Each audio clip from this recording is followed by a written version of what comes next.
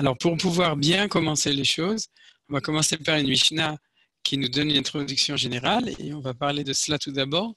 Et ensuite, qu'on n'a jamais encore appris, mais qu'on en a parlé tout le temps. Et après ça, on va rentrer dans les témoignages de la Mishnah, de la synagogue qu'il y avait à l'époque du deuxième temple.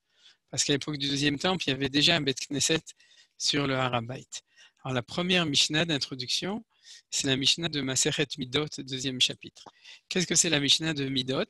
Il faut savoir que nous avons, comme vous savez, Shas, Shisha Sidre Mishnah. D'accord, il y a six tomes de la Mishnah. Et l'avant-dernier, le cinquième, c'est Kodashim. Kodashim qui s'occupe de tout ce qui était lié au temple, les offrandes, les sacrifices, entre autres, mais de manière générale. Et les deux dernières Mishnayot, c'est Masertot, les deux derniers traités de Masechet, du Seder, donc du tome de l'ordre de Kodashim, s'occupent du témoignage. L'un s'appelle Masechet Midot, qui nous donne le plan du Beth Amikdash et du Har HaBayit à l'époque du deuxième temple. Et Masechet Tamid nous donne le programme, c'est-à-dire l'un c'est Kedushat HaMakom, c'est la sainteté de l'endroit, et l'autre Tamid c'est Kedushat HaZmanim, c'est la sainteté du temps, c'est-à-dire qu'elle nous raconte comment ça se passait au Beth Amikdash depuis l'aube jusqu'à la fin, c'est-à-dire plus les années, etc. Donc on a ici des sources extrêmement importantes qui nous décrivent tout ça, que Rabbi Yehuda Nassi donc a rentré dans la Mishnah. Et donc cette Mishnah, Masechet Midot, elle s'occupe, comme son nom l'indique, Midot, des mesures, donc elle nous décrit le plan du Beth Amikdash. Alors dans cette Mishnah, on nous parle du Har HaBayit. Mishnah Aleph, donc deuxième chapitre, Mishnah Aleph, Har HaBayit, Aya Chamesh Meotama al Chamesh Meotama. La taille du Har HaBayit, c'était 250 mètres carrés. Ça, en gros, hein, on prend une hama de 50 cm. Une discussion, est-ce que la hama, la coudée, elle est de 50 cm ou de 60 cm, mais disons qu'on va arrondir, en gros, si c'est 6 x 5, 30, c'est entre 250 et 300 mètres carrés l'esplanade du temple. Maintenant, ça, c'est l'esplanade d'origine. Quand Hérodos a agrandi le Har HaBayit, vous savez, quelques années avant sa destruction, Hérode, c'est celui qui a construit donc le temple et la montagne du temple telle que nous la connaissons, cette œuvre magnifique, et il a agrandi beaucoup plus que ça, c'est-à-dire qu'on a la taille actuelle du Har HaBayit est beaucoup, beaucoup plus grand que ces 300 mètres carrés, et je m'imagine que vous avez pu l'entendre parce qu'il y a pas mal de petits films, il y avait à Tisha B'Av, etc., de guides ou bien de montages sur la maison du temple et sur le Beth Amikdash lui-même. J'ai entendu d'un des guides qui a dit, et j'ai entendu déjà plusieurs fois ces derniers temps, que à cette époque, c'était la plus grande esplanade du monde. C'est-à-dire que la place la plus grande dans le monde, c'était le Har HaBayit construit par Hérode. Donc on ne parle pas de cette taille-là dont parle la Mishnah. La Mishnah, elle nous parle de la taille qui était celle depuis le début du deuxième temple. Je ne sais pas comment c'était au premier temple. En tout cas, depuis le début du deuxième temple, c'était 300 mètres carrés. Disons, soyons plus généreux, avec une amas de 60 cm, ça fait 300 mètres carrés. Roubo, continue la Mishnah, Roubo mina darom, Shenilo mina mizrach, Shlishi mina tsafon, Miyoto mina marab.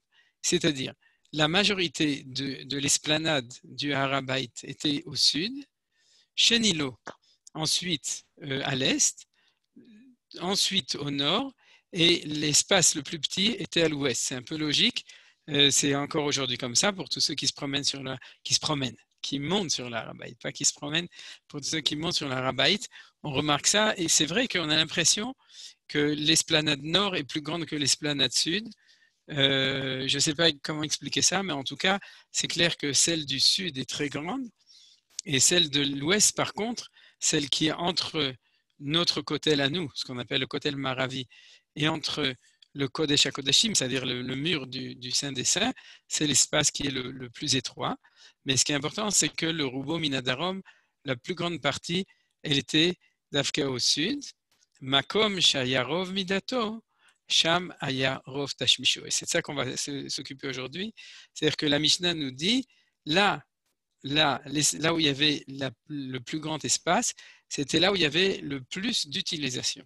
C'est-à-dire qu'en fin de compte, dans tous les dessins, je vais reprendre maintenant du coup je vais prendre le Tarshim. Tarshim, ça veut dire le schéma du Beth Amikdash avec le Har HaBait. Alors, il n'est pas, en fait, j'ai pas, si, et en fait, il est très précis. Vous avez ici le dessin, donc ici, vous voyez au milieu le Beth Amikdash, et ensuite, la distance, vous voyez ici, on nous indique que c'est 500 amas, c'est en amot, hein, donc 500 amas d'est en ouest, et on nous donne la distance depuis l'extrémité du Rabbait jusqu'au Beth Amikdash, au niveau sud, du côté sud. Ici, c'est le côté sud. Vous voyez, il y a ces deux portes qui s'appellent les Sharei Hulda, les portes de Hulda, qui sont peut-être identifiées avec les Sharei Hulda qu'on trouve quand on visite le côté sud du Kotel, c'est-à-dire en dehors du Rabbait. Mais en tout cas, la distance, vous voyez la flèche, c'est de 250. Par contre, du côté nord, c'est 115 amas. Du côté ouest jusqu'au côté Lamar, Ravi, c'est 100 amas. Et du côté sud, 70 amas. Bon, ça ne va pas très bien parce qu'il avait dit Acharav Mina Mizrach. Mais en fait, sans doute qu'il faut corriger, je n'ai pas vérifié. Mais c'est le Rov, c'est au sud, ensuite au nord, et ensuite en principe l'est et après l'ouest. Je vérifierai pour la prochaine fois si Dieu veut. Mais en tout cas, ce qu'on a à propos de la différence entre ces dessins et ce qui est marqué dans la Mishnah. Ce qui est sûr, sans aucun doute, c'est le côté sud, c'est le côté essentiel au niveau de la surface. Et revenons à la phrase de la Mishnah, là où il y avait le plus de place, Aya Rov Tashmisho, c'est là où c'était le plus utilisé. Alors, dans une pensée puérile, puisque aujourd'hui, en fait, à part la mosquée d'El-Aqsa, en gros, le Har HaBait, il n'y a pas de bâtiment, c'est-à-dire c'est une grande esplanade, il y a des arbres, il y a des petits jeunes qui jouent au foot dans le nord, mais à part ça, c'est une esplanade. Et on se demande, est-ce qu'à l'époque du temple, et ici aussi, vous voyez, on dessine toujours une esplanade vide avec le Beth Amikdash, lui construit avec le Beth Amikdash au milieu, Ezrat Nashim, le Mizbeach. Et puis nous savons de la Mishnah, justement, tous ces petits carrés qu'on a ici, c'est ce qu'on appelle des leshachot, lishka, c'est-à-dire des bâtiments qui étaient construits sur la muraille, comme par exemple ici, il y avait un des bâtiments, c'était le Lishkat Agazit, c'est-à-dire là où le Sanhedrin siégeait. On voit un petit carré, mais imaginez-vous que c'est le Parlement. Si c'est le Parlement, vous imaginez que le bâtiment était énorme. Il était peut-être de la même taille que, en tout cas, et très grand, c'est-à-dire par rapport au Beth Amikdash, c'était très grand. Le Lishkat Agazit, c'est l'endroit où il y avait le Beth Amikdash, le Sanhedrin, pardon. Mais le fait qu'on nous décrit toute l'esplanade du mont comme quelque chose de plat, eh bien, c'est faux. Parce que quand la Mishnah nous dit, maintenant on va revenir au texte de la Mishnah, quand la Mishnah nous dit Makom Shayarov Midato Rov Tashmisho, ça veut dire qu'il y avait énormément de ce qu'on appelle de l'Eshachot, c'est-à-dire de bâtiments qui étaient construits sur le Har HaBait qui servaient pour tout ce qu'on avait besoin. Il y a un livre, je ne le citerai pas, qui donne la liste exhaustive de toutes les shachot qu'il y avait là-bas. Bien entendu, toute l'administration du Beth Amikdash était là-bas.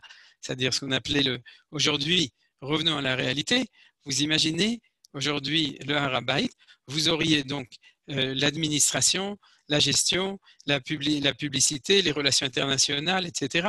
C'est-à-dire, l'Avdil, Alfé Avdalot, et vraiment, il faut comparer, sans avoir le droit de comparer, parce que c'est entre Avdil, entre nous et le christianisme, mais vous imaginez la cité du Vatican. C'est-à-dire que ce n'est pas seulement une grande place, alors donc c'est pour ça que j'ai dit l'Avdil Alfé Avdalot, mais c'était le Har HaBait n'était pas une grande esplanade vide, il y avait sur le Har HaBait énormément de bâtiments qui correspondaient aux différentes institutions qui devaient être là-bas, et projeter ça sur le présent, vous imaginez aujourd'hui comment est-ce qu'on ferait les choses de nos jours. Alors, à partir du moment où c'est comme ça, on se demande pourquoi est-ce qu'on n'a pas une tradition dans la Mishnah de tous ces bâtiments. Parce qu'en effet, on a une description dans Maseret Midot extrêmement précise de tous les bâtiments qui remplissaient le temple. Je vous ai donné l'exemple de l'Ishkat Agazit. Donc ce bâtiment, ça s'appelle un bâtiment, il était sur la muraille, mais ce bâtiment, cette officine, c'est plus qu'une officine, c'est-à-dire ce palais qui était celui du Sanhédrin, du grand tribunal, il y en avait plein d'autres. Tout ça, c'est décrit dans la Mishnah. Alors, c'est à cause du fait que la Mishnah ne nous a pas décrit les bâtiments qui étaient dans le Harabait, mais uniquement ceux qui étaient dans le Beth Amikdash. On a appris à faire la différence entre le Beth Amikdash et entre le Harabait, que notre esprit populaire, notre esprit primaire, nous fait penser qu'il n'y avait pas de bâtiment là-bas. Alors, la raison pour laquelle ce n'est pas décrit, je vous cite l'étude d'un grand rave de la génération d'avant, la génération du Rav Kook, Avraham Yitzhak Cohen Kook, qui s'appelle le Rav Tukachinsky, qui était le Rosh Yeshiva de l'Yeshiva de Etzraïm dans Machane Yehuda. J'imagine que les gens qui connaissent Machane Yehuda savent où c'est Etzraïm. Le Mashgiach de Etzraïm, c'était Reb Ariel Levin, le tzaddik de Yerushalayim. Et le Rosh Yeshiva, il s'appelait Rav Yechiel Michal Tukachinsky, qui était un grand copain du Rav Kook. Ils avaient les mêmes idéaux, les mêmes visions, les mêmes manières d'étudier la Torah, des Talmidei Chachamim qui s'occupaient de Geulat Israël et de ramener les choses. Et il a écrit en 8 tomes un livre qui s'appelle Ir HaKodesh VeHaMikdash, la ville sainte et le temple. Donc c'est de la génération du Rav Kook, c'est pas un livre tellement moderne.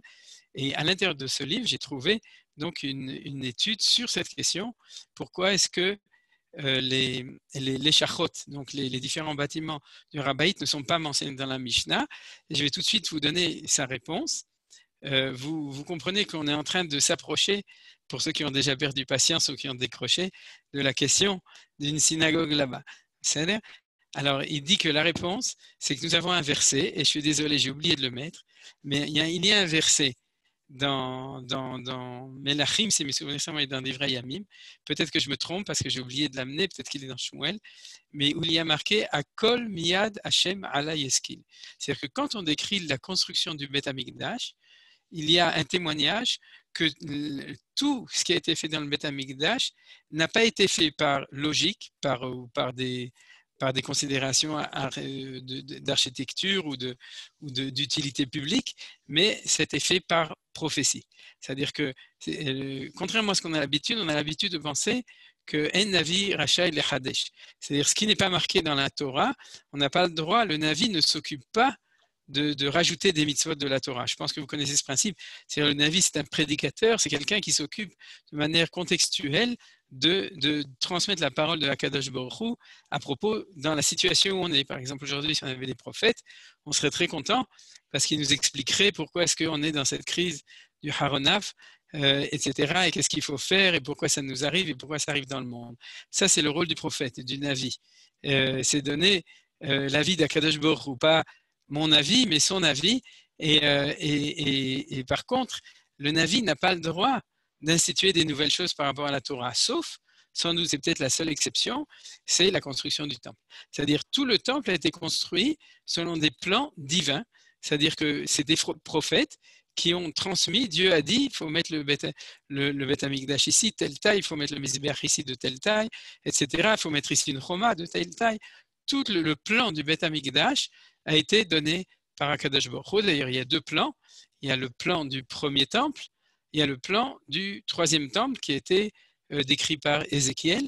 Et le 2e temple, c'est un micmac entre les deux. C'est entre le premier et le 3e. Alors, si vous me demandez comment est-ce qu'ils ont décidé, alors ça, c'est encore une discussion intéressante, mais ce n'est pas notre sujet aujourd'hui.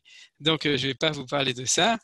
Mais en tout cas, pour revenir à cela, ce que nous dit le Rav Yechiel Michal Tukachinsky, c'est que ce verset qui dit que les choses doivent être absolument, exactement telles que Akadosh Baruch Hu l'a transmis à ses prophètes au niveau de la construction du temple, c'est vrai pour le Beth Amikdash et c'est pas vrai pour le Harabait. Vous avez compris? C'est-à-dire que, et puisque ce n'est pas vrai pour le Harabait, la Mishnah ne nous a pas transmis un témoignage des différents bâtiments et des installations qui étaient sur le Harabait. Pourquoi?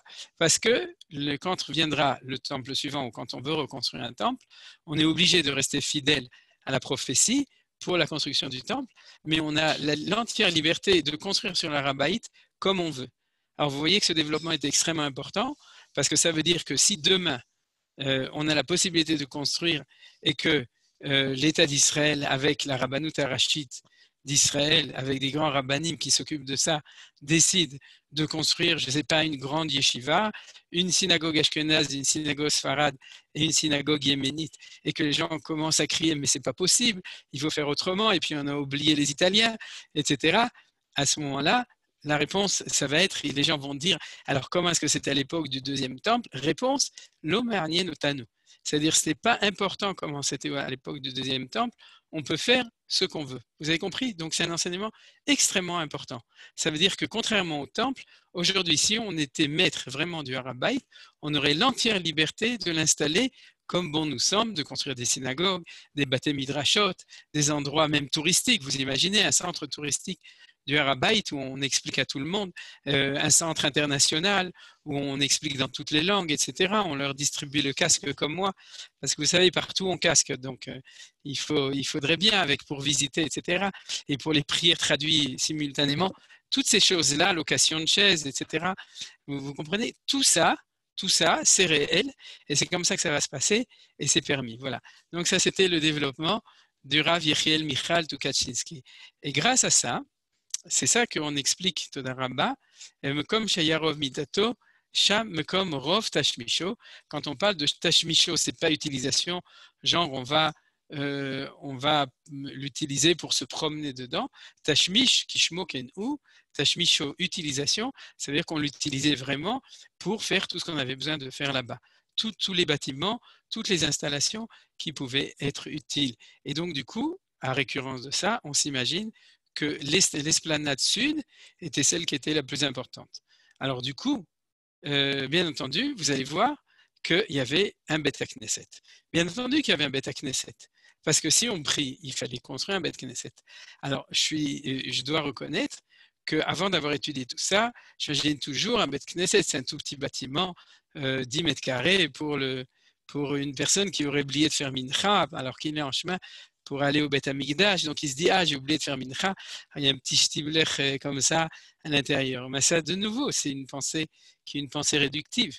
À partir du moment où nous avons appris pendant tous les cours qui ont précédé que le Har HaBayit, c'est Makom Tfila, c'est-à-dire que le Har HaBayit, c'est l'endroit de la prière du peuple juif, comme de même que le Beth Amikdash, c'est l'endroit des offrandes, des sacrifices, c'est-à-dire où on s'approche de la Shrina et où il y a énormément de restrictions.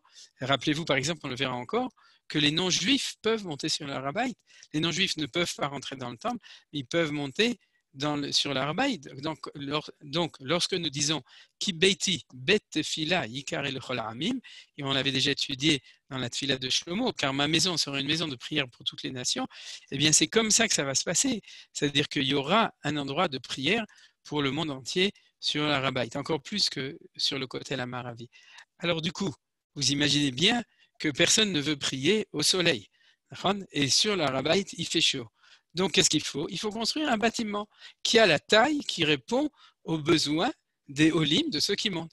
Donc, le Beth Knesset qui était sur le Har HaBayit, c'était un Beth Knesset grandiose, magnifique, énorme, où on pouvait sûrement rentrer des centaines de personnes. Pour moi, la référence aujourd'hui, parce que ça nous permet d'être réels, surtout quand on monte sur le Har HaBayit, de regarder les choses avec un œil nouveau, je vous propose la mosquée El-Aqsa. C'est-à-dire d'abord parce que, pourquoi pas? C'est-à-dire qu'on peut la convertir à plus ou moins long terme. Et on peut même se partager les heures, puisque comme sur Marata Marpella, les musulmans ne sont pas idolâtres, donc on peut prier dedans. Ensuite, ils sont même en train d'en construire un autre en dessous, donc on peut les laisser en dessous et nous au-dessus. Et puis, de nouveau, de notre temps, avec l'air conditionné, l'éclairage, tout ce qu'il faut, la sonorisation. Mais à l'époque du deuxième temple, c'est exactement la même chose. Quand on parlait de prière sur le Har HaBayit, on a toujours l'image d'Avraham, Yitzhak et Yaakov qui dorment à la belle étoile, qui arrivent là-bas, qui se prosternent et qui commencent à faire une prière à Kadosh Baruch Hu. C'est bien beau pour les Havot, mais ça ne va pas pour le Bayit Rishon et Bayit Sheni. Toutes les descriptions qu'on avait vues, vous vous souvenez de Choni Amehagel, de tout le monde qui montait prier à l'époque, quand il n'y avait pas de pluie, etc. Et ce qu'on avait vu dans Ta'anit et tout. Alors vous imaginez bien entendu, s'il n'y a pas le choix, alors on prend toute l'esplanade, oui, et puis même s'il fait chaud. Mais s'il y a la place, alors on s'imagine bien qu'il y avait une grande Beth Knesset dans laquelle on priait sur le Har HaBayit. Voilà. Tout ça, c'était la première partie de notre étude qui nous a introduit, fait le passage, je dirais, entre une pensée primaire et une pensée réelle. C'est-à-dire que quand on revient de notre temps, on revient aussi à réfléchir à toutes ces données, même de ce qu'on étudie, dans une pensée de réalité, puisqu'on vit la réalité. Donc automatiquement, ça nous permet d'avoir un regard, une lecture nouvelle, qui lit mieux les textes parce qu'on est capable de les lire de la manière dont on les voit. Je pense que l'image de ça qui me vient à l'idée, c'est, j'imagine qu'une grande partie de vous, sûrement même 99,9%, vous avez sûrement visité tous les musées et tous les palais d'Europe où il y a des descriptions de scènes bibliques. Et on est toujours frappé par le fait que le peintre qui fait une scène biblique, s'il est à la Renaissance, on a l'impression que Jérusalem, c'est Venise ou bien Florence au 16e, au 17e siècle. Comme les gens. Le peintre, lui, s'efforçait dans son imagination de reproduire tel qu'il le voyait lui, des scènes de l'époque des patriarches ou des scènes de l'époque donc du deuxième temple, pour la raison que vous savez que je ne citais pas à propos de Jean-Claude et JC. Et donc, mais quand on voit, nous, on voit en fin de compte de la Renaissance. Et quand c'est le Moyen-Âge, on voit le Moyen-Âge. Pourquoi? Parce qu'en fin de compte, il faut, maintenant je reviens au peuple juif, dans notre manière d'imaginer les choses quand on était en exil, on les voyait quand même dans nos formes de réflexion qui étaient du temps où on était et de l'endroit où on était. D'ailleurs, il y a aussi des descriptions très jolies du Beth Amikdash qui ont été faites par des Juifs au XVIIIe siècle, etc. Et quand on voit comment s'est construit le Beth Amikdash, on a l'impression que c'est les galeries Lafayette, l'Avdil, Alfé, Avdalot. Il y a un dessin comme ça qu'un des Mefarshim a fait, un très beau dessin du Beth Amikdash, parce qu'il ne pouvait pas le reproduire autrement que selon sa pensée. Alors pourquoi je dis ça? Parce que nous avons aujourd'hui donc la bracha et la chance de pouvoir réfléchir à ça dans des termes et avec une connotation d'une réalité qu'on voit et qu'on connaît quand on se promène, quand on voit les photos, quand on voit tout ça. Voilà, donc ça c'était la première partie de notre étude. Comme je suis un peu yéqueux, il est 18h30, je ne suis pas, mais cette fois-ci c'est bien tombé, donc la moitié de l'étude, et ça a pris une demi-heure. On va passer à la deuxième partie de la Mishnah. Et dans la deuxième partie de la Mishnah, puisque je vous ai dit qu'il y avait un Bet Knesset, j'aime pas tellement le mot synagogue, je préfère le mot Bet Knesset. C'est-à-dire quand il y a au Bet Fila, il y avait une maison de prière sur le Rabaït. Alors on va retrouver les traces de ce Bet Knesset, de ce Bet Fila à l'époque de la Mishnah, donc à l'époque du deuxième temple. On va commencer par la Mishnah de Yoma, Perek Zayin, et vous voyez que c'est très joliment écrit tout ça, et j'ai fait exprès de le remettre pour remercier le Rav Dan Be'eri, parce que je l'ai sorti d'un site qui s'appelle Da'at, et où toutes les Mishnayot ont été organisées au niveau esthétique par le Rav Dan Be'eri, qui habite donc, vous savez, dans la vieille ville, et qui a instauré énormément de choses dans la diffusion de la Torah. Et donc voilà, merci à Rav Dan Be'eri, je ne sais pas s'il m'écoute aujourd'hui, mais en tout cas sinon vous lui transmettrez. Et donc, première Mishnah, tout le Hitzuv des Mishnayot, c'est aussi de lui. Mishnah Alov, donc on est dans la Masechet Yoma, 7e chapitre, première Mishnah. Alors, qu'est-ce que dit cette Mishnah? Elle nous raconte la lecture de la Torah, le jour de Yom Kippourim, Yoma c'est Yom Kippourim, du Kohen Gadol. On parle de Yom Kippour, ça me donne soif. Quoi? Quelqu'un a dit quelque chose? C'est moi, j'ai dit Amen. Ok, il y a fait donc Mishnah Aleph, on nous raconte que le Kohen Gadol, vous savez, qui était donc habillé avec ses habits blancs, c'est-à-dire, vous savez, les habits sacerdotaux, et c'est pour ça qu'il n'avait pas besoin de voiture, parce que ses habits sacerdotaux, donc il pouvait aller à pied. Et alors donc, le Kohen Gadol Yom Kippour, qui était habillé de blanc, faisait essentiellement une avodat hamikdash, c'est-à-dire ce qui est marqué dans la Torah, les sacrifices. Mais à un moment, je crois qu'on l'avait déjà vu incidemment, à un moment, il lisait dans la Torah la lecture de Yom Kippour. Ce n'est pas marqué dans la Torah. C'est-à-dire que là, on rentrait dans les rites, on pourrait dire de prière. Il sortait des rites du Beth Amikdash et rentrait dans les rites de prière. Alors, voyons comment c'est raconté. Balo Kohen Gadol Likro. Donc, le Kohen Gadol, il vient pour lire dans la Torah. Im Ratza Likro Bebigde Butz Kore, Vimlo Vekore Bitztalit Lavan Michelo. Si vous voulez lire avec ses habits blancs, Bigde Boots, Boots c'est du lin fin, extra fin. Donc, si vous voulez rester avec ses habits de Yom Kippour pour lire, il pouvait. Et sinon, il avait un habit blanc, itztalit lavan, c'est-à-dire, itztalit, je ne me souviens plus, mais en fait, c'est le même mot que le mot talit, c'est qu'on a, c'est-à-dire un manteau. Le itz, c'est un préfixe. Lavan, Michelo de lui, c'est-à-dire que des fois, il avait un costume blanc comme ça, une espèce d'habit blanc. À lui, il préférait changer parce que vous savez, à l'époque du deuxième temple, les grands prêtres, ils aimaient bien frimer, c'était des friméides. Et donc, des fois, il changeait pour pouvoir lire la Torah. Et puis, des fois, il pouvait. Pourquoi c'est un chidouche qu'il pouvait garder? Vous l'avez sûrement compris.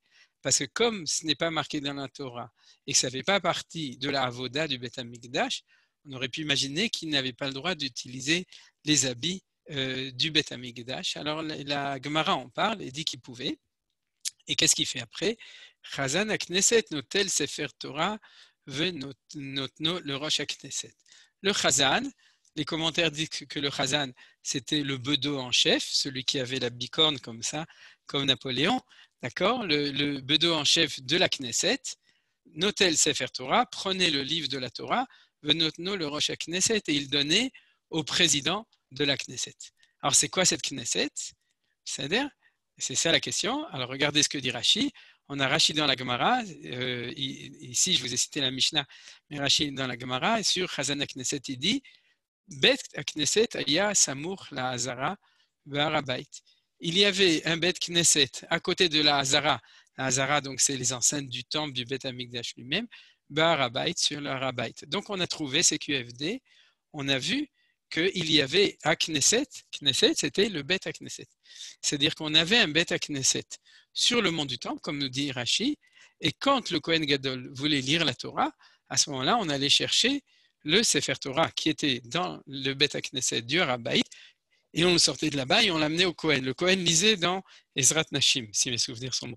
Il ne le lisait pas sur Harabait, il le lisait dans Ezrat Nashim, mais malgré tout, il n'y avait pas de Bet Knesset dans le temple, il y avait un Bet Knesset sur le Harabait, c'est là où il y avait un Aaron à Kodesh, où il y avait un Sefer Torah, et donc on le sortait avec tout le cérémonial voulu, puisque vous voyez, vous comprenez. Tout d'abord, on se croit, l'Avdil, elle fait Avdalot, on se croirait à la victoire, donc de nouveau, elle fait Avdalot, et là c'est la vraie victoire.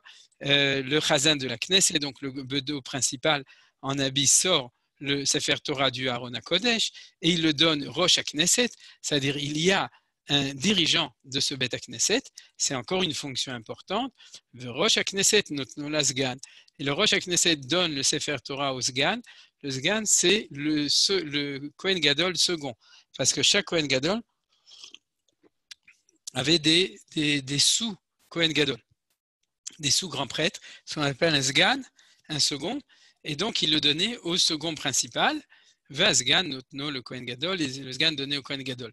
Toute cette cérémoniale, vous imaginez bien, c'était pour justement pour le kavod, pour l'honneur du jour de Yom Kippour et du grand prêtre qui lisait dans la Torah. Donc, on faisait tout ça comme ça. Ve Kohen Gadol, Omed, Kabel, Ve Kore, Omed. Donc, le Kohen Gadol se met debout ou est debout, Mekabel reçoit le Sefer Torah et il lit debout. Alors, on va voir pourquoi il lit debout. Pourquoi c'est marqué? C'est pas pourquoi il lit debout, mais pourquoi est-ce que c'est marqué qu'il devait lire debout? Vekore, Araremot, Ve'ach Be'asor. Il lit ce que nous lisons à Yom Kippour, le matin de Yom Kippour, la même lecture.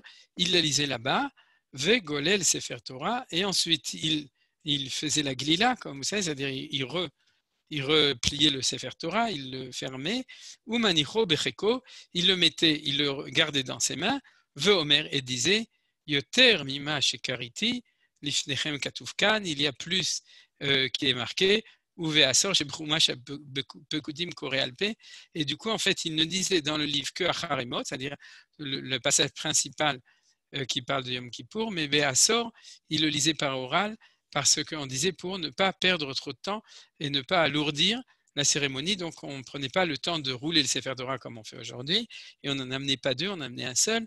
Donc, il le lisait par oral, ou mevarech alea shmone brachot, il faisait 8 bénédictions.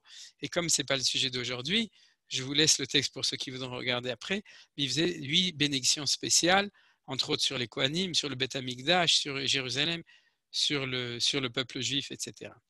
Alors regardez, on a une deuxième source intéressante parce qu'elle est tout à fait parallèle. Cette deuxième source, c'est dans la traité de Sota, 7e chapitre, Mishnah 8, Parashat Amelech Keitzad.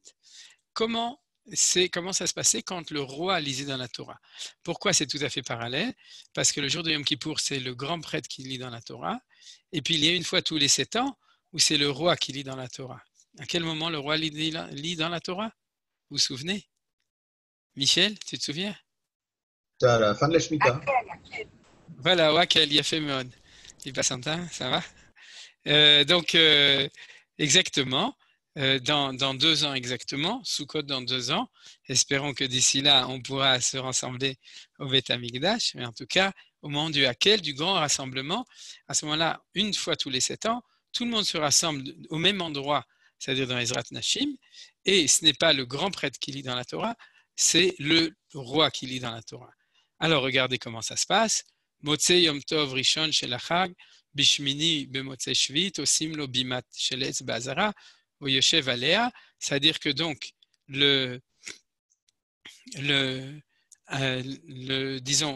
après le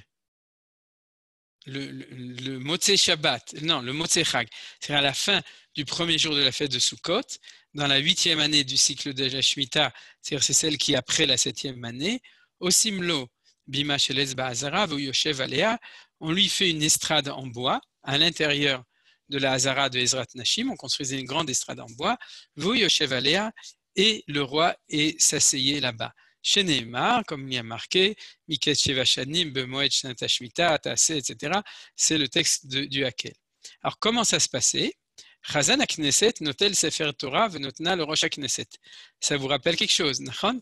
C'est-à-dire que le bedeau en chef prenait le Sefer Torah et le donnait au président de Beth HaKnesset. Vous voyez qu'il faut s'entraîner à être président de communauté, hein, parce que celui qui sera le meilleur, il aura la chance d'être le président de la communauté de la synagogue du monde du temple. Alors donc, le Rosh HaKnesset, Aouda, on répète exactement la même chose.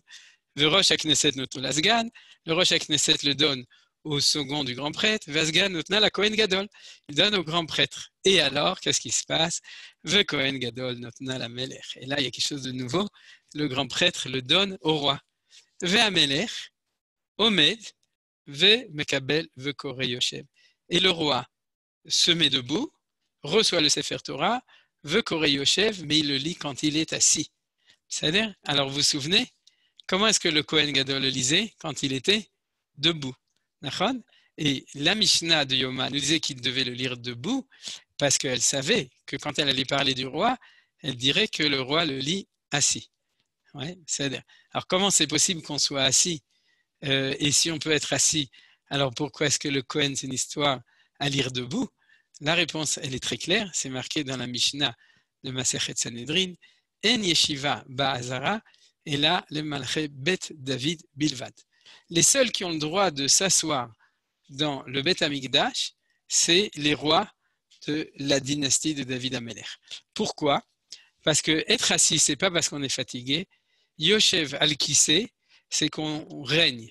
C'est-à-dire c'est le trône. Vous comprenez? Quand un roi s'assoit sur une chaise, c'est que le roi trône. C'est la salle du trône et que du coup, il trône. Et le Kohen Gadol n'est pas roi. Le Kohen Gadol, c'est un fonctionnaire du Beth Amikdash, de la Avodat Hashem, du service divin.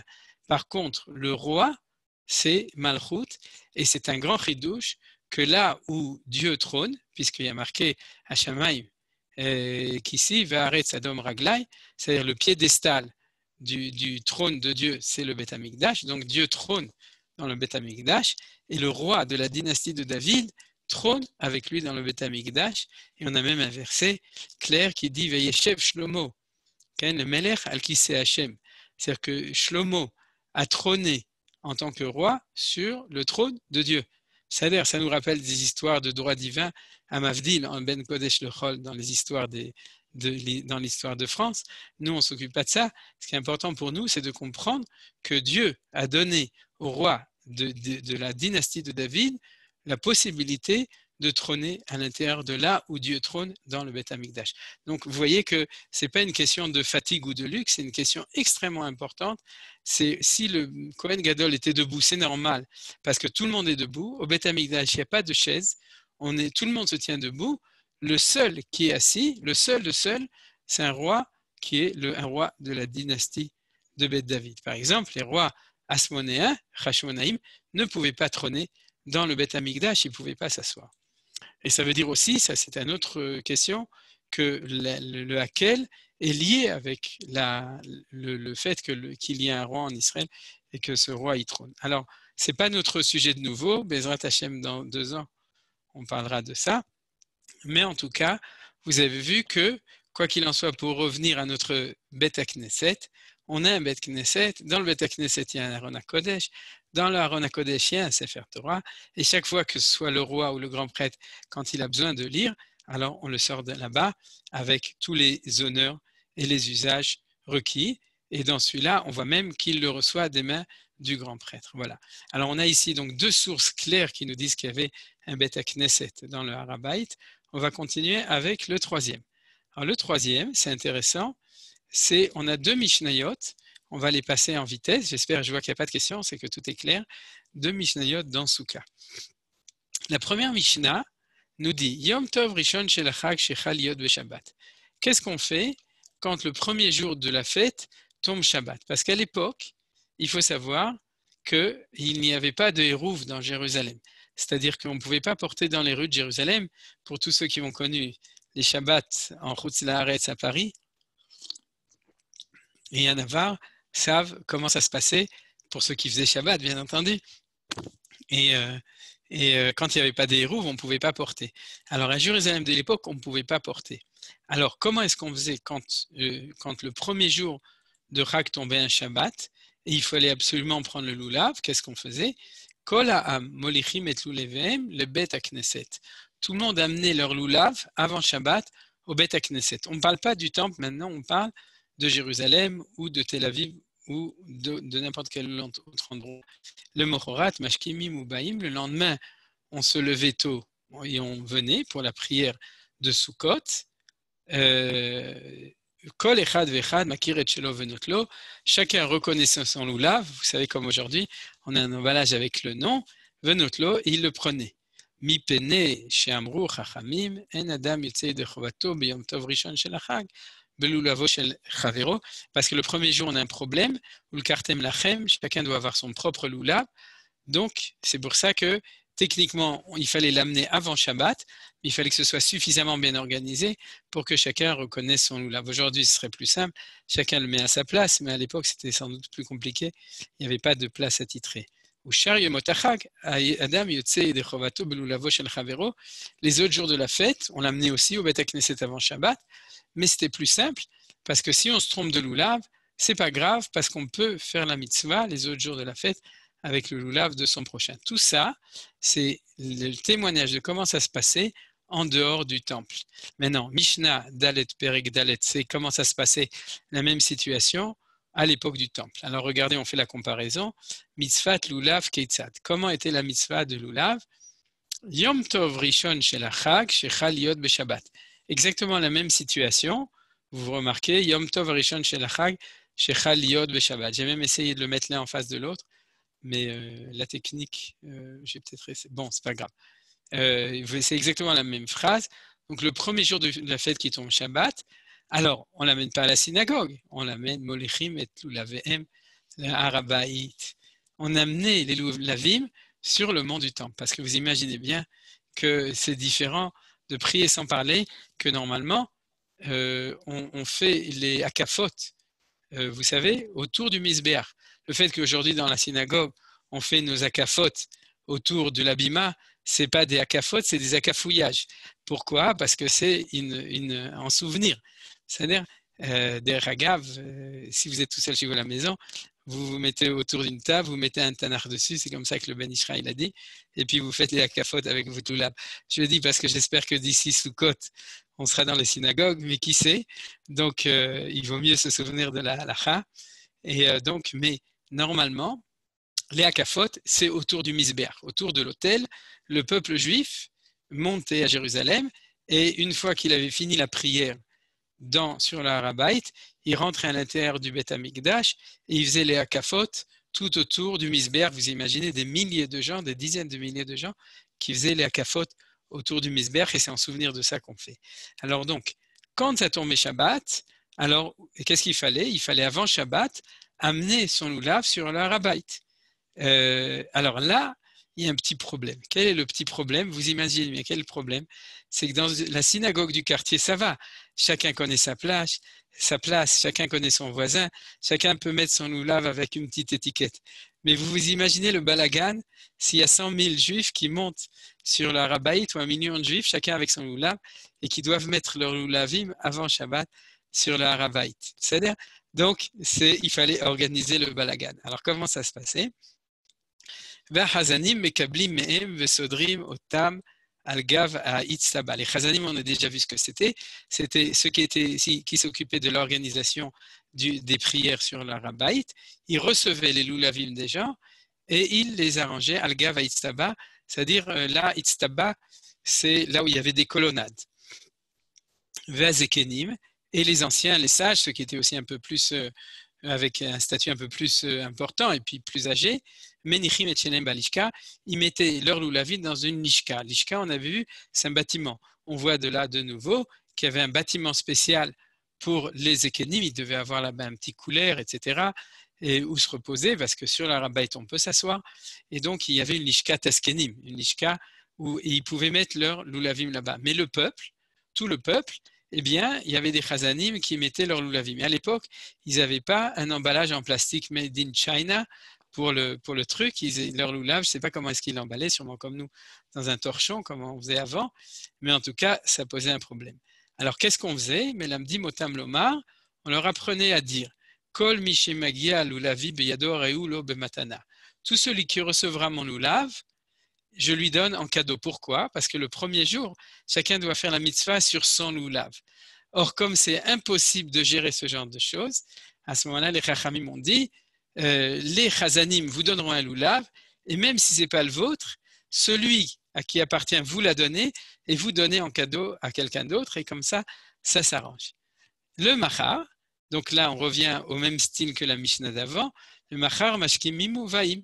Le matin, on se lève et on vient, comme ici, vous voyez, le mochorat, mashkimim ubaim, ça c'était dans la synagogue, c'est-à-dire chacun se lève et ici de nouveau, la même chose, le machar mashkimim ubaim, chacun se lève et vient, au Beth Amikdash, vers chazanim zorkim otam lifnem, et les chazanim, de nouveau, les chazanim, ce n'est pas ceux qui chantent, c'est les shamashim, les bedos, les responsables, leur jettent les loulavim, ken. Or, quel est le résultat? Regardez le peuple juif comme c'est beau. Et chacun va chercher son propre loulav. Et quand il était dans la main de quelqu'un d'autre, il lui prenait de force. Et il commence à se battre. Il disait, moi, je l'ai acheté à Meacharim 500 shekels. Celui le tien, il vaut que 30 shekels. C'est de la camelote. J'en veux pas. Rends-moi mon loulav. Rends-moi mon étrog, je veux pas le tien, etc. Et Umakin, Chetreu, ça faisait, c'est le balagan extraordinaire. Et du coup, les chachamim ont dit, puisque c'est comme ça, eh bien, chacun fait la bracha du loulav chez lui à la maison. Et quand vous avez fini, c'est Shabbat, vous le laissez chez vous ou vous montez au Har Habayit. C'est-à-dire qu'ils n'ont pas réussi à gérer ce genre de problème. Bezrat Hashem aujourd'hui, sans aucun problème, avec tous les systèmes modernes, on réussira à gérer ça comme il faut.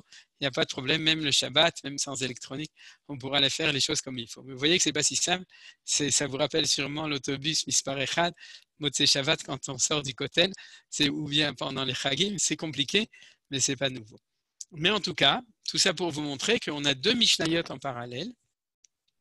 Une qui nous raconte l'histoire du Beth Amikdash et une qui nous raconte l'histoire du Shabbat, du Lulav le Shabbat, dans les synagogues. Et c'est très important. La Gemara demande pourquoi on nous raconte des histoires. Elle dit, quand le temple existait, c'était comme ça, ou quand on allait au temple, et en dehors du temple ou après la destruction du temple, c'était comme ça. C'est-à-dire, on a deux Mishnayot dans deux chapitres différents qui sont totalement parallèles, qui sont deux témoignages historiques, l'un à l'époque du temple sur le Har Habayit et l'un peut-être en parallèle, sûrement en parallèle, mais aussi après la destruction du temple, puisqu'il n'y avait plus cette possibilité de monter sur le Har Habayit sans doute. Voilà. Alors, qu'est-ce qui est intéressant? C'est que le Rabbeinu Hananel nous dit que c'est tellement parallèle qu'il nous dit, c'est évident que, en fait, quand on a dit que les Chazanim, ils arrangeaient sur le Gag, Haïtztaba, etc., en fait, le Rabbeinu Hananel, qui est un des premiers commentateurs de la Gemara, nous dit non. C'est-à-dire que Gag, Haïtztaba, c'est qu'il les arrangeait dans la synagogue qui était sur la Rabbait. Il dit d'où tu sais? Il dit parce que si on le mettait dans le Beth Knesset à Jérusalem ou en dehors du Beth Amikdash, alors dans le Beth Amikdash, bien entendu, on le mettait aussi dans le Beth Knesset. Là, vous voyez la réflexion normale d'un Gaon qui est vécu au 9e siècle ou au 10e, c'est 9e siècle, je pense, et qui avait encore une mémoire plus fraîche de ce qui se passait au Beth Amikdash. Et donc, c'était logique que de même qu'en dehors du Beth Amikdash, on l'amenait au Beth Knesset, de même dans le Beth Amikdash, on l'amenait au Beth Knesset, on l'entreposait aussi au Beth Knesset. Voilà, ça c'est la réponse. Ce n'est pas une preuve absolue, mais comme on a déjà vu que le Beth Knesset existait, donc il n'y a plus aucun problème. Alors, dernière source qui est importante à propos des sources de l'époque de la Mishnah, c'est le fait qu'il y avait non seulement un Beth Knesset, une maison de prière sur la Rabbait, mais il y avait aussi un Beth Midrash. Et c'est logique. Vous imaginez, le Harabait, si on peut construire autant de l'échachot qu'on veut, autant de minyanim qu'on veut, dans la mesure où c'est d'utilité publique sur le Harabait, vous imaginez qu'il n'y a pas un Beth Midrash.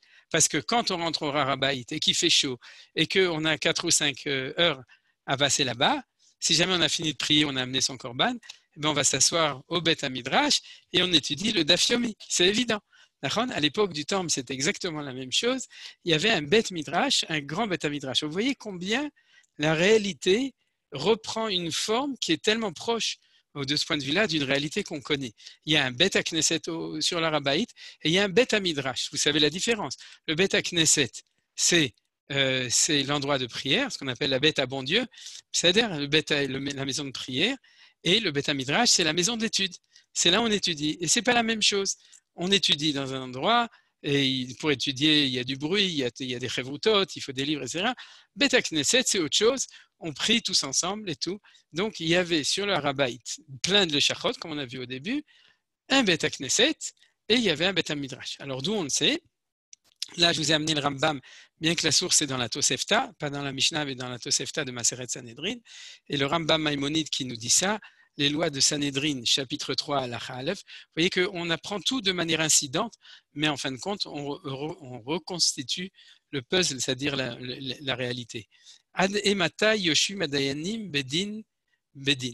C'est-à-dire que le Rambam demande jusqu'à quelle heure le Sanhedrin, le Sanhedrin est siégé. Sanhedrin Ktana ou Bedin shel shlosha yoshim me'achar tfilat hashachar atzov shesh shaot beyom. Les petits tribunaux, donc les tribunaux qui étaient en dehors du temple ou même dans le temple mais qui étaient annexes, de 3 ou de 23, et donc siégés depuis après la prière du matin jusqu'à midi, jusqu'à la fin des 6 heures. C'est-à-dire que le tribunal siégeait le matin. Après, comme les juges n'étaient pas rémunérés, en tout cas n'étaient pas vraiment rémunérés, ils étaient des fois rémunérés la perte de gain, c'est-à-dire leur salaire qu'ils auraient reçu autrement, mais ils avaient le temps l'après-midi pour aller travailler. Aval bet din agadol, le tribunal du Sanhedrin, le grand Sanhedrin qui était dans l'Ishkat Agazit, au Beth Amikdash, à Yoshvi mitamid shel shachar à tamid shel ben arbaim, ils étaient toute la journée, depuis l'heure du sacrifice du matin, de l'offrande du matin, jusqu'à l'heure de l'offrande de l'après-midi, c'est-à-dire du matin au soir. Jusqu'à la nuit, le grand tribunal, eux, étaient pris en charge par, comme le dit la Gemara dans Maseret Ketuvot ou dans Maseret Sanhedrin, ils étaient pris en charge par le budget du temple, et eux, donc, étaient siégés toute la journée. Uve Shabbatot ve Yamim Tovim. Et qu'est-ce qu'on faisait les Shabbatot et les Yamim Tovim? Vous disiez, il n'y a pas de tribunal. Ben oui, il y avait un tribunal, il s'occupait d'autres choses, il s'occupait de sujets qui étaient liés, dont on pouvait parler le Shabbat Yamim Tovim. Des Hagav, il s'occupait aussi d'étudier les Sugiot, c'est-à-dire il pouvait prendre un cas théorique, et c'est comme ça que la Gemara a été faite. La Gemara a été écrite comme des discussions dans des tribunaux, dans des Bate Midrashot qui étaient. Donc, Uve Shabbatot ve Yamim Tovim, Yoshvim bevet midrash et Harabait. Justement, comme ils n'avaient pas besoin de siéger en tant que tribunal, eh bien, ils étaient assis dans le Bet Midrash chez Harabait. Donc, vous voyez, c'est marqué noir sur blanc et bleu sur noir. C'est marqué que à l'époque du temple, il y avait un Beth Midrash et c'est là qu'allaient les membres du Sanhédrin, du grand tribunal, le Shabbat et les Yamim Tovim, parce que du coup, ils étudiaient, ils fixaient pas la loi, ils étudiaient, donc ils descendaient au Beth Midrash. Alors, je vois qu'on a pratiquement fini, mais ceci dit, on va complètement terminer avec un autre texte qui est extrêmement intéressant, mais l'essentiel, on sera obligé de l'étudier la semaine prochaine, mais on va quand même commencer.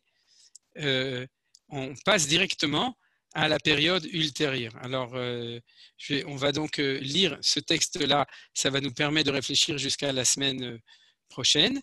Et je vais vous citer donc la source essentielle des témoignages d'une synagogue dans le Beth Amikdash à l'époque après la destruction du temple jusqu'à l'époque des croisés. Alors, qui est-ce qui nous l'a transmis? C'est un grand rabbin qui s'appelle Rabbi Avraham ben Rabbi Chia Nassi. Les Nassi, c'était un titre honorifique qu'avaient les grands Chachamim ou le grand Chacham de l'époque en Espagne. Et Rabbi Avraham ben Chia Nassi est très connu. Il écrit aussi des textes scientifiques d'astronomie. Et donc, on connaît ses écrits. Et il écrit comme ça. Je vous lis en hébreu et on traduit, et c'est comme ça que nous allons finir. Uvatrila. Donc, Rabbi Avraham bar Rabbi Chia Anassi, dans son livre qui s'appelle Megillat Amegalé, il a vécu entre l'an 1135 et 1065. Donc, comme en 1099,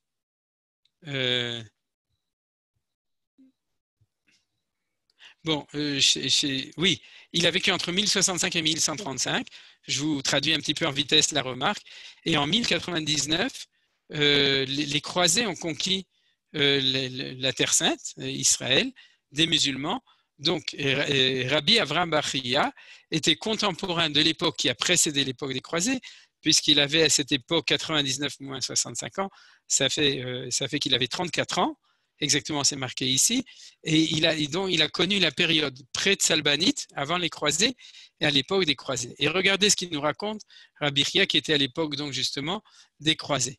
Uvatrila, au début, que chez Chivu Romim, lorsque les Romains ont détruit le temple, Lo hayu monim et Israël milavo elav ulitpel betocho, les Romains n'empêchaient pas les Juifs de rentrer sur la montagne du temple et de prier dedans. Vous me direz, ça va pas parce que on savait qu'à un moment ils ont tout rasé, ils l'ont appelé Elia Kapiltolana, ils ont interdit. Alors Rabbi Avraham ben Rabbi Chia Anassi ne rentre pas dans ces considérations historiques.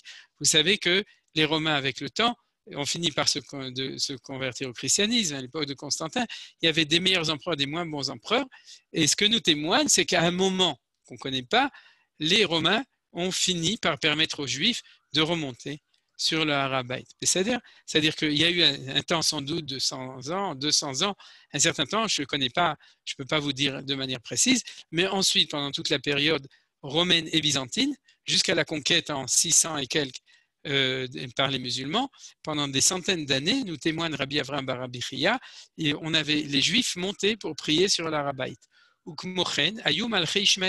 Et ainsi, les rois de Ishmaël, Noagim, avaient l'habitude, imam, faisait comme ça avec eux, c'est avec les Juifs, Minaktov, une bonne coutume, Virchou al Israël, il permettait à Israël, la voie à la baït, de venir vers la maison, c'est-à-dire sur le mont du temple, Velivnod bo bet fila au midrash, et de construire dessus une maison de prière et un bet midrash. Donc, si aujourd'hui on a appris qu'à l'époque du temple, il y avait une synagogue et un bet midrash, aujourd'hui on est en train d'apprendre que pendant 1000 ans, jusqu'à l'époque des croisés, en gros, je ne parle pas de 100 ans de plus, 100 ans de moins, il y a toujours eu des périodes comme ça, mais en gros, il y a ce qu'on appelle un continuus, un retsef, c'est-à-dire de prière sur l'Arabaïte depuis le moment où le temple a été détruit jusqu'à l'époque des croisés. Ça veut dire que la majorité de l'histoire de notre exil de Rome a été une histoire où le peuple juif montait sur le temple, avait une synagogue sur le temple et avait l'habitude de prier et d'étudier sur le temple. Vous voyez? Donc on a des idées tronquées. On s'imagine des choses parce qu'on a une perte de mémoire très grave. On croit que depuis 2000 ans, plus personne n'était plus jamais monté, etc. C'est faux et complètement faux. Oui, Tamar. Quand est-ce que les musulmans ont construit les mosquées? Je ne me souviens plus du tout. Ils les ont construits avant. C'est-à-dire ils les ont construits avant la conquête des croisés. C'est-à-dire en tout cas la mosquée d'Omar, c'est-à-dire a été construite auparavant. La mosquée Al-Aqsa, j'en sais rien, il faut demander aux spécialistes. En tout cas, la mosquée... on continue à monter de manière concomitante avec la mosquée. Oui, bien entendu, sans aucun problème. Parce que de toute façon, nous, on ne rentrait pas là-bas. L'esplanade est très grand et à un endroit ou à un autre, les musulmans, les Romains et les Byzantins, on ne sait pas s'ils ont permis de construire une synagogue ou ils permettaient uniquement de monter pour prier. Ça, on ne sait pas. Mais en tout cas, à l'époque musulmane, c'est-à-dire après la conquête musulmane, pendant 3 siècles, on avait même la possibilité de construire. Est-ce qu'avant aussi, ça, Rabbi Avram ne nous le dit pas. C'est-à-dire, est-ce que oui ou non? J'imagine qu'il y a eu des périodes comme ça, des périodes comme ça. C'est-à-dire, mais en tout cas, à l'époque musulmane, on avait un Beth Fila et un Beth Midrash. Vous voyez, complètement différent de ce qu'on croit. C'est-à-dire, en fin de compte, c'est parce qu'on a 400 ans, 500 ans, 600 ans où justement on ne pouvait plus le faire, ou un petit peu plus, qu'on a oublié en fin de compte notre normalité, je dirais. Vayu kol agaluyot Israël akrovim el habayit olim elav bechagim ou mu'adim. Et toutes les galouillottes d'Israël qui étaient proches du Beth Amikdash, olim elav. Quand il dit les galouillottes, ça veut dire qu'il parlait des Juifs qui n'habitaient pas en Israël. Il parle des Juifs qui habitaient au Liban, des Juifs qui habitaient en Syrie, qui habitaient en Égypte. C'est-à-dire qu'ils habitaient dans les pays limitrophes.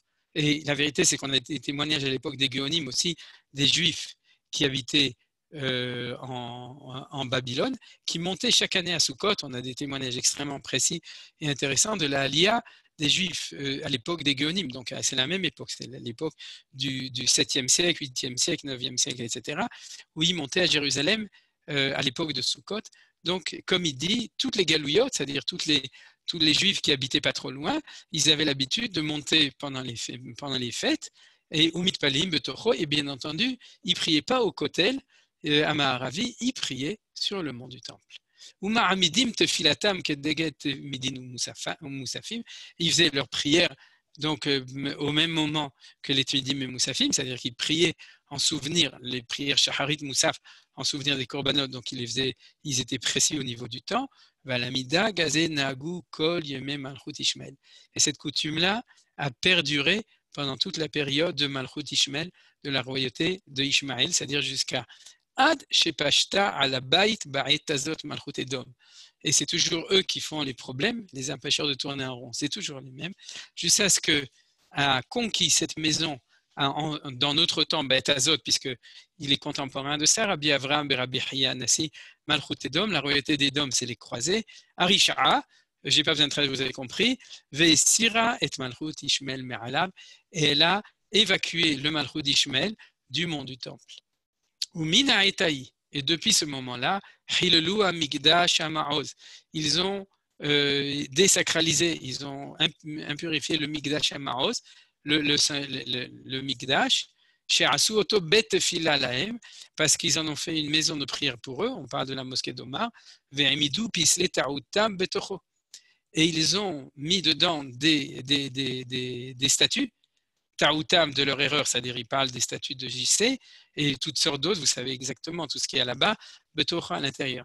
Donc en fin de compte, il faut se souvenir que tant que c'était les musulmans, il n'y avait pas de problème, comme aujourd'hui, comme aujourd'hui je parle au niveau théologique, pas au niveau politique, puisque les musulmans ne mettent pas de statues, ne mettent rien dedans, donc il n'y avait aucun problème, c'est-à-dire qu'ils n'avaient pas désacralisé l'endroit par de l'idolâtrie. Par contre, nous témoigne Rabbi Avraham et Rabbi Hiya Nassi, quand les croisés sont venus, ils ont conquis cet endroit, ils l'ont transformé en église et ils ont mis des statues dedans, et donc il y a désacralisation. Veisiru Atamid, et ils ont enlevé le Tamid. C'est quoi Atamid?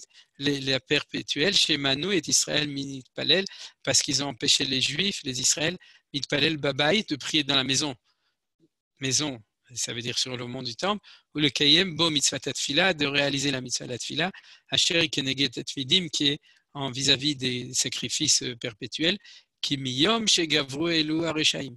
Parce que depuis le jour où ces mécréants ont eu leur suprématie, Lo Inicho Israël Avo Betocho, ils n'ont pas permis à Israël de rentrer à l'intérieur de l'Arabait, Affiché Hadiudi Enon Imsa Birushalayim Beyamimele, même pas un juif ne se trouve dans Jérusalem.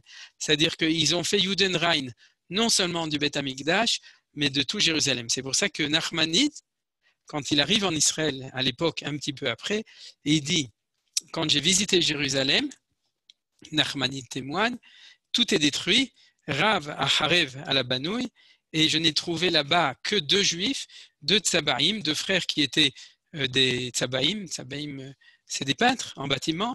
Et il dit c'est les seuls juifs qui habitaient à Jérusalem à l'époque de Nachmanide. Parce qu'après les croisés, la ville de Jérusalem a été détruite sans doute, et en plus était interdite aux juifs. Donc vous voyez, là on voit toujours qui sont ceux qui empêchent de tourner en rond, qui sont ceux qui détruisent les choses, qui sont ceux qui historiquement ont fait l'essentiel des problèmes. C'est vrai qu'aujourd'hui, on est en conflit avec les musulmans sur le mont du Temple, parce que ceux qui sont là-bas. Mais historiquement parlant, il faut quand même reconnaître que jusqu'à, comme on a dit, jusqu'à l'an 1099, c'est-à-dire jusqu'à il y a de cela 900 ans, jusqu'à il y a ça 900 ans, il y a eu une prière continue et même un Beth Knesset à Jérusalem sur le mont du Temple. Voilà, on va s'arrêter ici. J'espère que l'étude vous a enrichi sur l'historique des synagogues sur le Beth Amikdash.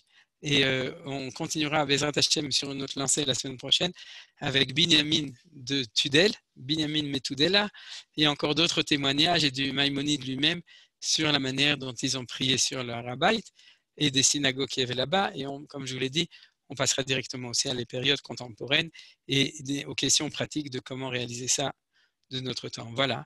Alors, le cours est terminé. Si vous avez des questions ou des remarques, vous êtes invités à les prononcer ici.